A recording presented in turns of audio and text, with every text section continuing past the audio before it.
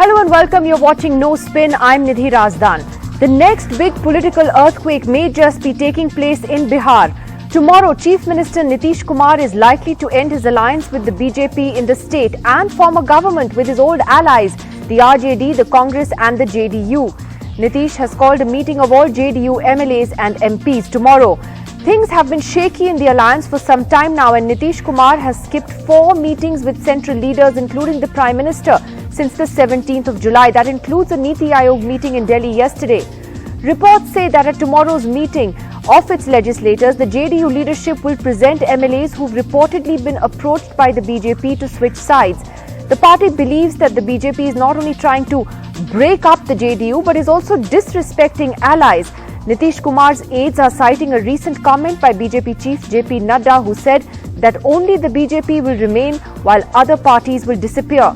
This isn't the first time Nitish Kumar has changed his mind. His political flip-flops are infamous now. The RJD has said today, though, that it's ready to support him if he does break away from the BJP, while the BJP itself is keeping quiet and waiting to see what Nitish Kumar decides to do. So, is it going to be a breakup finally that takes place perhaps tomorrow or perhaps in the next few days? Pawan Verma, former leader of the JDU and now leader of the Trinamool Congress, joining us first on the program tonight. Pawan Verma, you know Nitish Kumar well, you worked closely with him. What do you make of this?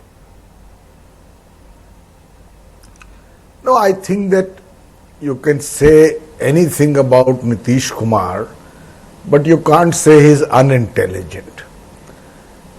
One thing became very clear to him after he joined the BJP, that while he, as you put it, made a flip-flop, the BJP is not the same party as it was when his principal interlocutor was Arun Jaitley, and there were leaders like Atal Bihari Vajpayee and even Mr. L.K. Advani.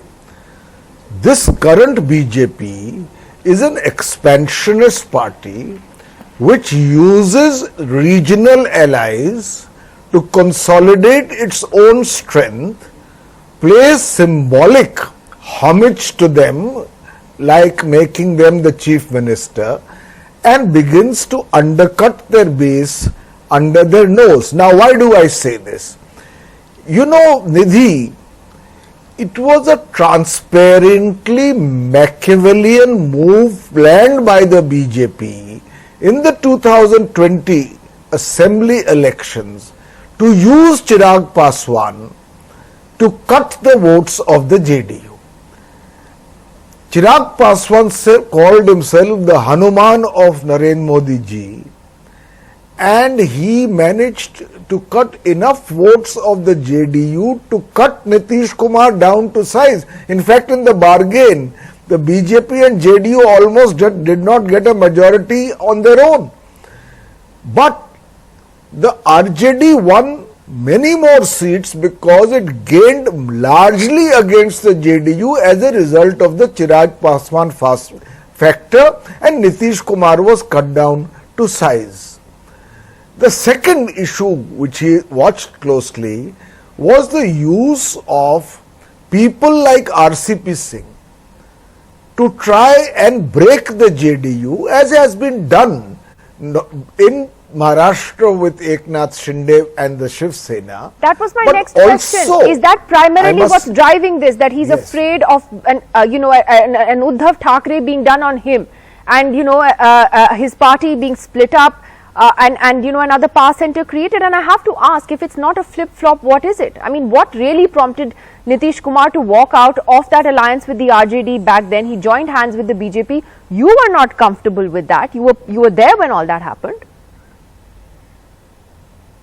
No, it's true I was not comfortable, and dare I say on his own behalf that he himself was never comfortable, because the BJP does not treat its allies well, especially when its principal goal, which has eluded it so far, is to come to a majority on its own in Bihar. So Mr. Nitish Kumar realizes, I must confess, that he is being used by the BJP, and sooner or later he will be dumped.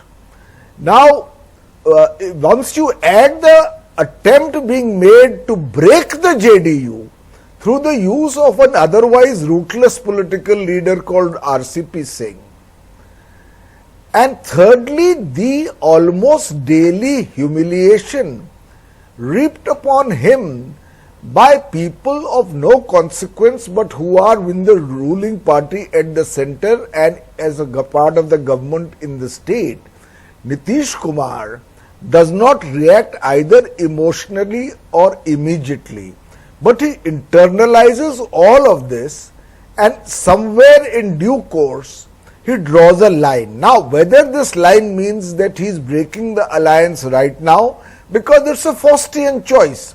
On the other hand, the RJD is a much bigger party and his claim to be the leader of the Gadbandhan is obviously minimal.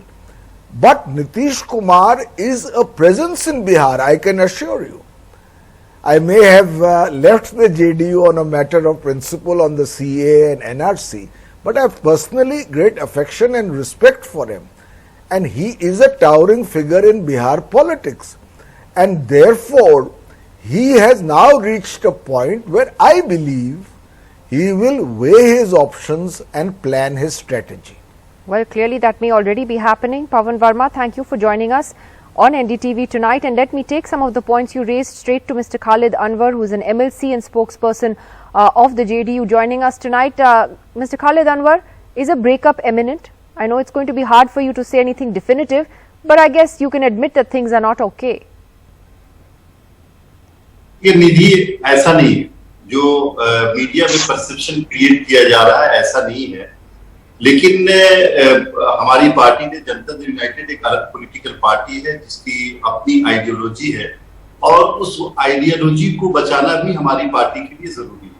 कल की जो meeting है ऐसा समझा जा रहा है कि अलायंस को तोड़ने के लिए मीटिंग की जा रही है, ऐसी बात नहीं है। हम लोग जातीय जनगणना को लेकर के फीडबैक लेना चाहते हैं और जो भारतीय जनता पार्टी के राष्ट्रीय अध्यक्ष यहाँ आए थे, उन्होंने जो कहा कि छोटी पार्टियों का अस्तित्व खत्म हो जाएगा, उसका वजूद खत्म हो जाएगा, तो इस पे सोचना तो जरूरी है और हम लोग सोचेंगे और करेंगे। और बहुत सारी खट्टी मीठी यादें होती हैं अलायंस के साथ, बहुत सारी चीजें होती हैं, उसको कैसे खत्म किया जाए, कितनी दूर तक साथ चल सकते हैं, नहीं चल सकते, इन सब चीजों पे चर्चा होगी, लीडरशिप चर्चा करेगी। लेकिन आप इतना तो बता सकते हैं कि चर्चा क्यों हो रही है? शिकायत किस बात की है?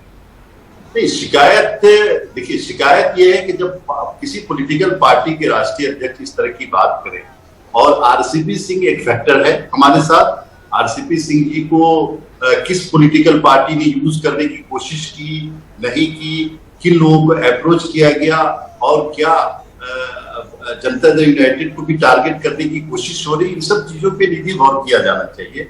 और देखिए, नीतीश कुमार कोई ऐसे लीडर नहीं है कि चुटकियों में मसल के खत्म किया जा सकता है। बिहार के सर्वमान्य लीडर हैं, बिहार के ऐसे लीडर हैं जिनके नाम पर एनडीए को बिहार के लोगों ने सरकार बना करके दिया है, उनके मुख्यमंत्री फेस के ऊपर वोट दिया है। तो कोई पार्टी अगर ये समझती है, कोई पॉलिटिकल पार्टी ये समझती है कि हम उनको खत्म कर देंगे, उनकी पार्टी को खत्म कर देंगे, तो ये उनकी गलतफहमी है। हाँ, हम गच्चा खा सकते हैं, दोस्ती में किसी ने मुझे धोखा दिया है, पीठ में खंजर मारा है, ये अलग चीजें हैं और इन सब चीजों पे एनालिसिस होना चाहिए। Okay. Let me just get a sort of a wider comment though from Priyanka Chaturvedi, Rajya Sabha MP of the Shiv Sena, joining us today, because there is a bigger issue at play here, Priyanka Chaturvedi, which is about the BJP's treatment of its allies, which is the point that Pawan Verma was making as well. And as I said, you know, Nitish Kumar doesn't want an Uddhav Thackeray to be done on him. How are you viewing those, you know, these developments there from Maharashtra? So firstly, Nitish Kumar ji and what happened in Maharashtra are very two different issues. What's happened in Maharashtra is an engineered defection and rebellion sponsored, funded and supported by the Bharatiya Janata Party to install an unconstitutional illegal government which will be is being challenged in the Supreme Court and will be dismissed very soon, going by how the Supreme Court is proceeding.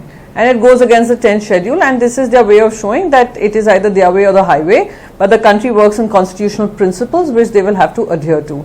That's part one. Part two about Bihar, what is happening in Bihar. Yes, this is how they treat their alliance partners. the Bharatiya Janata Party in the Vajpayee era versus the Bharatiya Janata Party in the Modi era is clearly very distinct from each other. I remember an incident in 2004 when Venkaiah Naidu ji, he is the outgoing chairman today, outgoing vice president of the country today, when he was the BJP president and they lost the election massively. It was Shiv Sena which stood shoulder to shoulder by him, and it was Shri Uddhav Thackeray who went to meet him along with all his MPs and MLAs, saying that we will stand with you in this alliance. That was one moment in time, and then you see what happened in 2019. That they have been absolutely a political party which is on a mission to finish off all regional parties, and JP Nadda ji had even said this. So this is something that every regional party will defend, and we will continue to fight this onslaught out and want to teach them a lesson in democracy and constitutionality, which needs to prevail over their over-aspiring and overarching ambition of governing the entire nation by throwing the rule book out.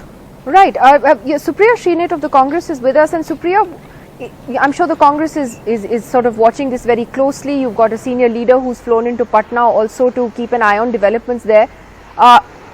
Would it all be just like a big welcome back to Nitish Kumar in a Mahagathbandhan if this alliance breaks up?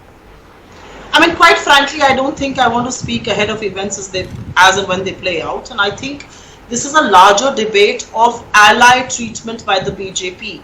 The Shiv Sena was one of BJP's oldest allies. They should be put to shame about what they're doing to the Sena.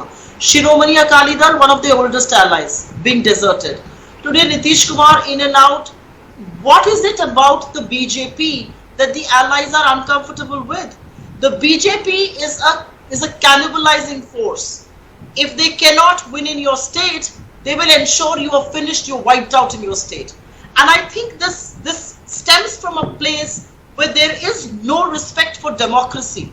There is no respect for diversity, and there is also no respect for regional aspirations.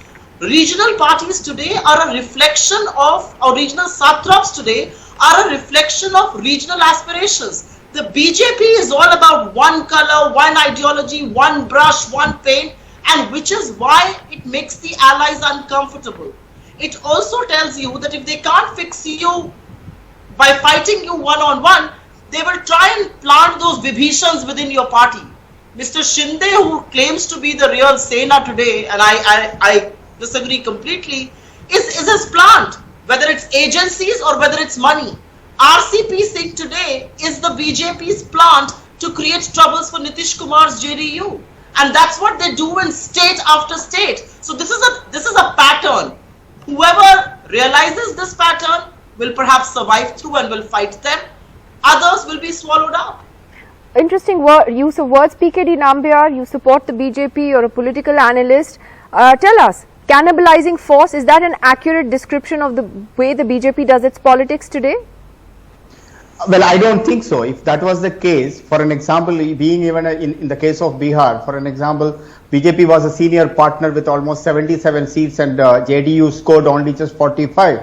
But BJP on the whatever the Priyanka ji and Supriya ji is saying, on the contrary, have made Nitish Kumar as a chief minister, and he is still a sitting chief minister. Now, whatever you are saying is right. We don't know whether it is going to be right or wrong by tomorrow. If that is true, then that means Nitish Kumar needs to really look back, because the kind of in your initial remark, what you said about his political journey in the last 20 years have been very, he's changing the partners as if like every second day. In politics, I'm talking about 5 years is a second day.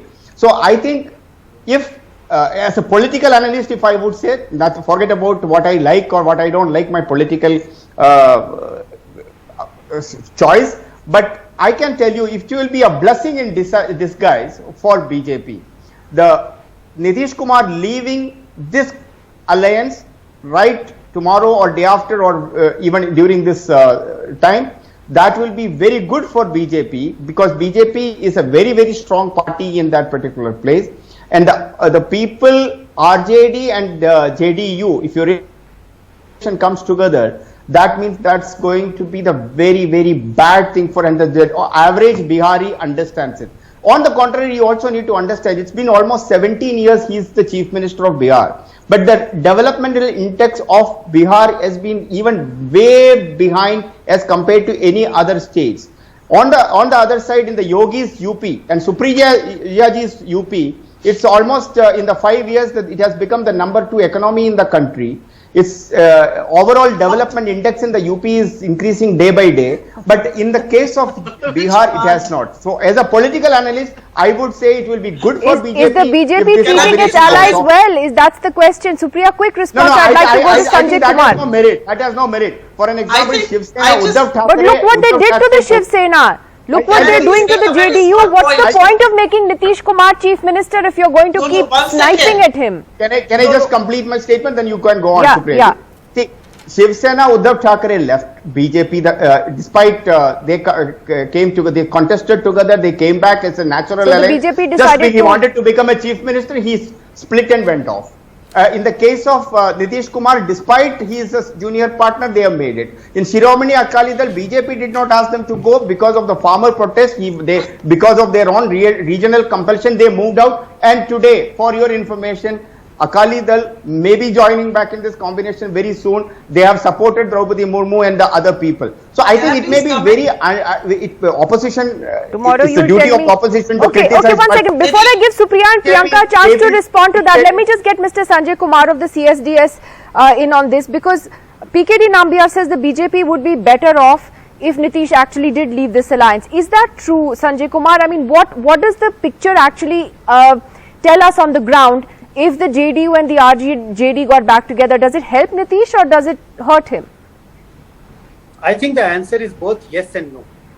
Yes, it may be beneficial for the BJP in case of a possibility of in the next election all political parties are contesting against each other. If that is the scenario, that JDU and RJD is not in a position to form an alliance, and imagine 2024 elections or 2025 elections being contested where everybody is up against everyone. In that scenario, BJP stands to gain because BJP would emerge as the single largest party. JDU is on the decline. Congress has already declined in the state.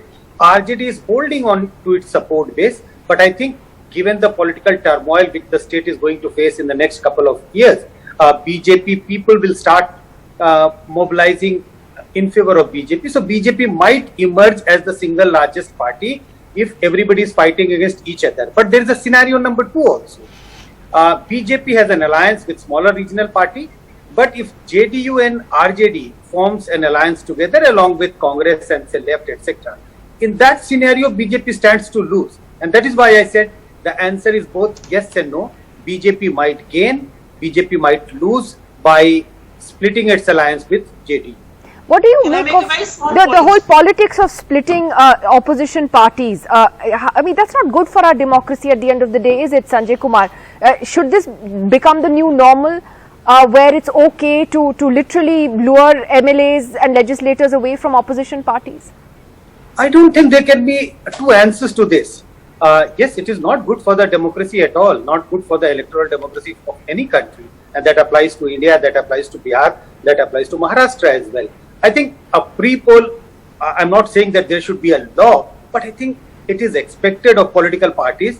If they form a pre-poll alliance, they should respect the mandate, be in power as far as possible.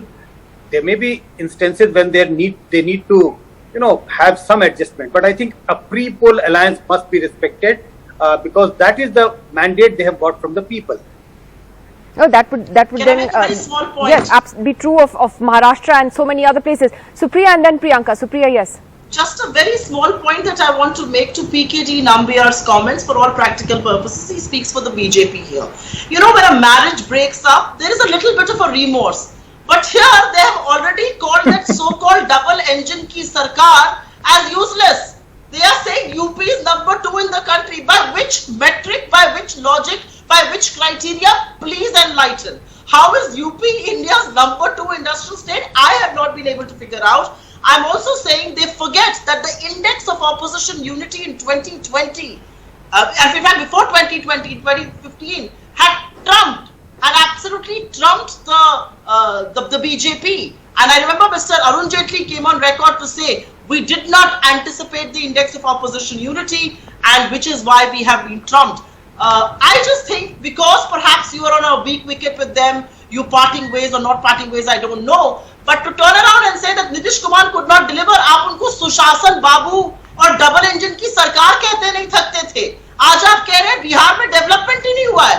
Look at the politics of opportunism coming from somebody who's still an ally, at least on paper for now.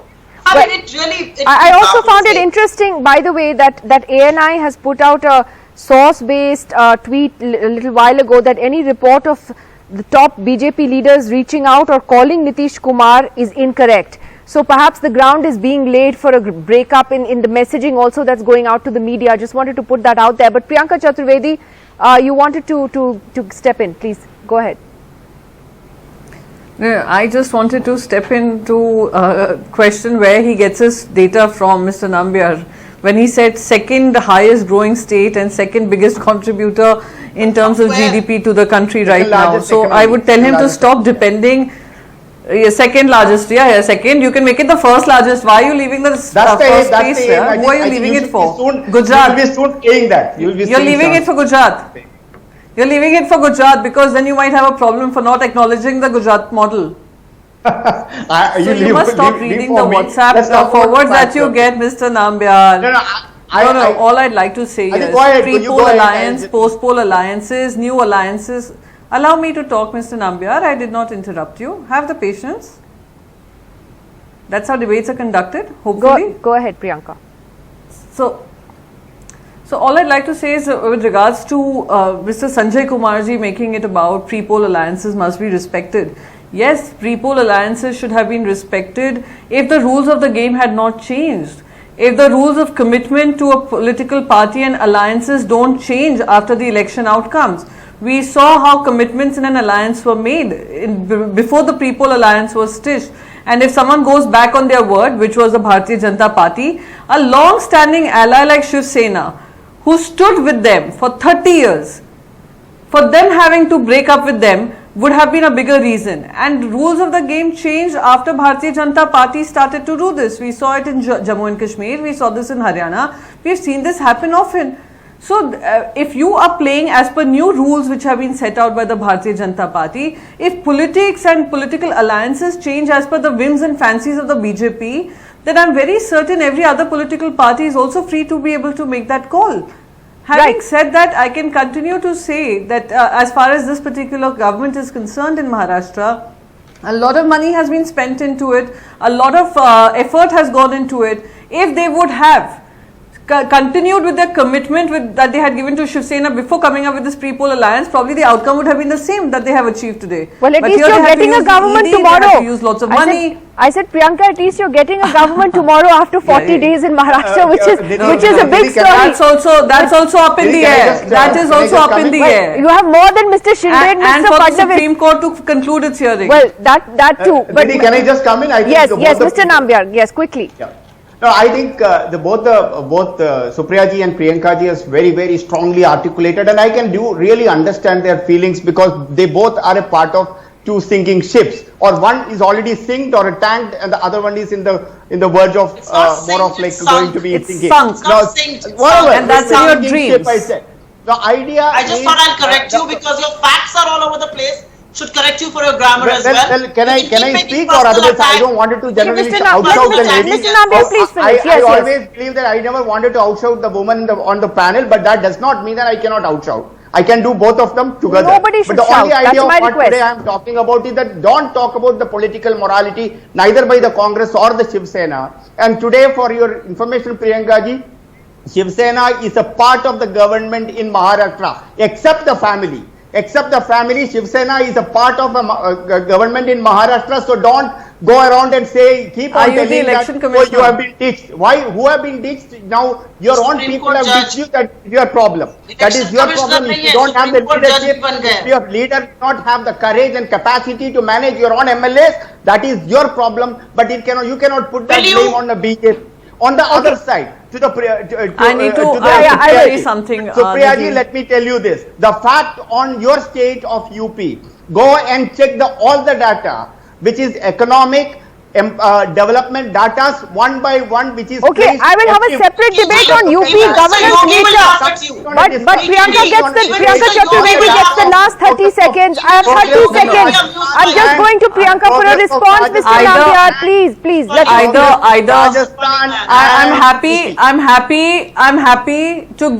I'm happy to gift a constitution book to Mr. Nambiar so that he is better read about the constitution and doesn't come and make a joke of himself on television panel discussions, and for him to continue defending the indefensible. You better correct your language. This is an immoral, unconstitutional, illegal government which is in place. I know you, yes, you've seen. You have seen very good. Thank you so much. Yes, thank you so much. I'll be happy to give you the constitution book before you make comments about my party leadership. You don't have to. I will send it to you one. So I am very happy to gift you that.